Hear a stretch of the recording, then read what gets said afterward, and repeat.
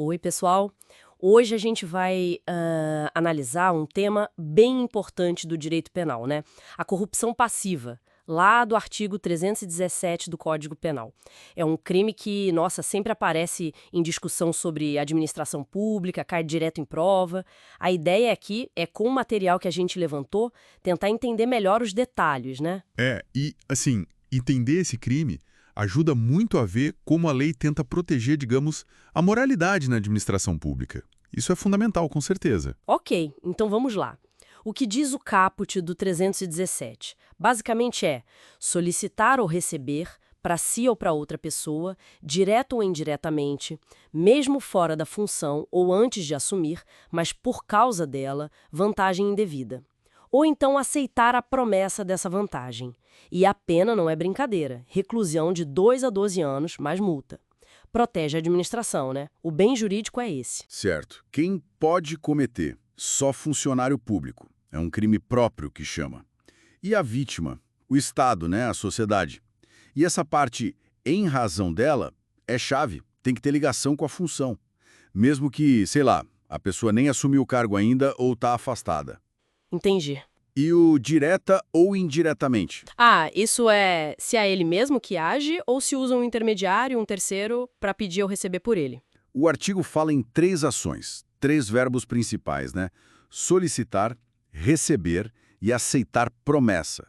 Vamos ver cada uma. Primeiro, solicitar. Aqui é o funcionário que pede, a iniciativa é dele. É um pedido, tipo, não é uma ameaça, senão seria concussão, outro crime. E o interessante é que é um crime formal.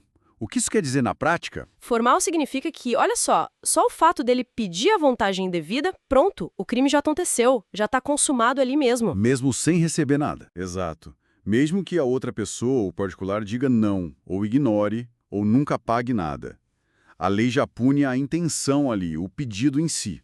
É bem direto. Nossa, faz sentido. E o receber, então, é diferente, imagino que sim. Totalmente. Receber é quando o funcionário pega mesmo a vantagem que ofereceram ou prometeram para ele. Aí sim o crime é material, ou seja, só está consumado quando ele recebe de fato o benefício.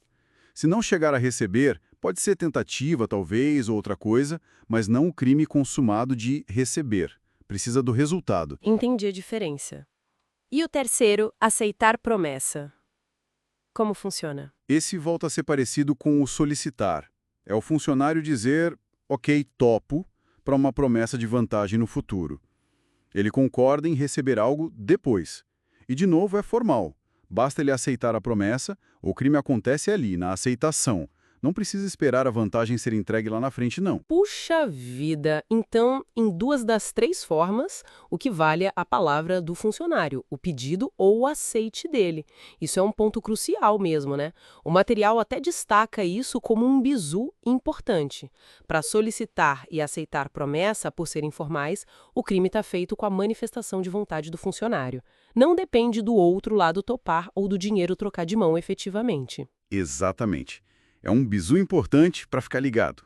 Mostra que a lei quer pegar a corrupção bem no começo, na intenção, no acordo inicial. E essa vantagem indevida, o que seria exatamente? Dinheiro só? Ou pode ser mais coisa? Não. Pode ser grana, claro, mas também qualquer outra coisa que ele não teria direito legalmente. Tipo um favor, um tratamento VIP, um cargo para alguém, até favores de outra natureza, infelizmente. E pode ser para ele mesmo, para si, ou para outra pessoa que lhe indicar, para outrem. O ponto central é ser indevida e ligada à função pública dele. Ah, tá. E precisa ter intenção, né? O dolo, que falam, não pode ser sem querer. E isso, fundamental. Tem que ter o dolo, a vontade consciente de fazer aquilo, pedir, receber a promessa, sabendo que é errado e, o mais importante, que tem a ver com o cargo público dele, com a função. Se a vantagem não tiver essa conexão com a função, aí já não é corrupção passiva, pode ser outra figura penal ou até nada penal. E tem aquela divisão que o pessoal faz, né, na doutrina, corrupção passiva própria e imprópria. Como é isso mesmo? É uma classificação clássica, ajuda a entender. A própria é quando a vantagem é para fazer algo ilegal ou deixar de fazer o que devia, ou atrasar um ato de ofício. O exemplo clássico é o policial que recebe dinheiro para não prender alguém em flagrante. Isso é a própria, porque o ato funcional é claramente legal, né? Certo, a ilegalidade está clara aí. E a imprópria? A imprópria é mais sutil, digamos. A vantagem tem a ver com ato lícito, algo que ele já tinha que fazer de qualquer forma, faz parte do dever dele. Pensa na caixinha pedida para agilizar a emissão de um documento que é direito do cidadão. O ato em si, emitir, é lícito. Mas tem um detalhe aí, uma nuance. Se o cara recebe uma gorjeta depois de ter feito o trabalho certo, direitinho, sem ter combinado nada antes, sem ter pedido, aí a justiça costuma dizer que não é a corrupção passiva. Pode ser um ilícito administrativo, talvez, mas não crime. Ah, então a combinação prévia que muda tudo. Exatamente. Se ele pediu antes ou aceitou a promessa antes, mesmo que o ato final seja lícito, aí sim configura corrupção imprópria. A combinação prévia, o ajuste, é que vicia a conduta. Entendi. E tem também uma forma mais leve, né? A privilegiada, do parágrafo 2º, que fala de ceder a pedido ou influência de outra pessoa. Isso, essa mesmo. O pessoal chama às vezes de corrupção por influência ou corrupção a pedido. A ideia é que o funcionário faz algo errado, ato ilegal, omite, atrasa, mas não porque ganhou ou vai ganhar alguma vantagem para ele. Ele faz porque cedeu a um pedido de alguém ou por causa da influência de outra pessoa. É o famoso dar um jeitinho para um amigo, para um chefe, por motivos que não são os corretos, né? E qual a grande diferença aí? A diferença gigante aqui é, não tem vantagem indevida para o funcionário envolvido. Por isso, a lei considera menos grave, a pena é bem mais branda, é de detenção, não reclusão. Faz sentido. Falando em pena, tem um aumento também, né, no parágrafo 1º, quando que a pena sobe. Isso tem uma causa de aumento de 1/3. A pena aumenta-se por causa da vantagem ou da promessa, o funcionário realmente atrapalha o serviço público. Ou seja, se ele efetivamente retarda, omite um ato de ofício ou pratica um ato infringindo o dever funcional dele. Ah, então não é só pedir ou aceitar. Tem que ter feito a coisa errada depois, como consequência da vantagem. Exatamente.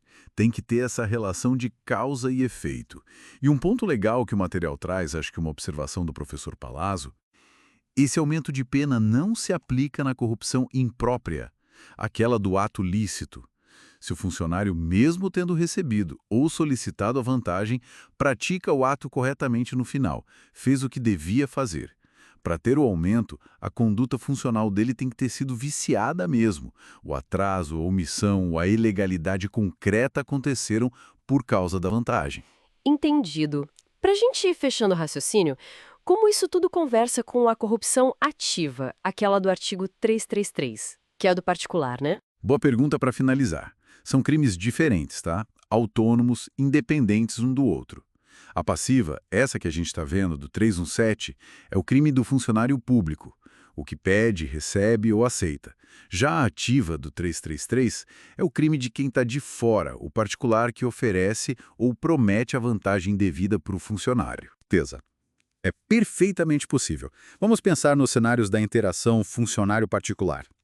O funcionário pode solicitar a vantagem, comete a passiva, crime formal, lembra? Mas o particular recusa na hora, fala não, de jeito nenhum. Aí não tem crime de corrupção nativa por parte do particular. Ou o contrário, o particular chega oferecendo a propina, comete a ativa, que também é formal com o mero oferecer ou prometer, e o funcionário recusa firmemente, talvez até denuncie. Nesse caso, não tem corrupção passiva por parte do funcionário. E o pior cenário? E claro, pode ter os dois juntos, que infelizmente acontece muito. Um oferece ou promete, o outro aceita ou recebe. Aí são dois crimes acontecendo, um de cada lado. Corrupção ativa e corrupção passiva. Nossa, é bastante detalhe mesmo, né? Então, resumindo o que a gente viu. As 3 formas de cometer o crime: solicitar, receber, aceitar promessa. Quando cada uma se consuma, formal ou material, vimos a importância da vantagem ser indevida e ligada à função, a diferença da própria para imprópria, aquela figura privilegiada que não envolve vantagem direta para o funcionário, e o aumento de pena que depende da consequência concreta no serviço. Ufa, não é um artigo simples de entender de cara não, né? Não mesmo. É um tipo penal bem complexo, cheio de nuances. Acho que essa passada pelos pontos, com base no material, ajuda a ver as várias faces da corrupção passiva.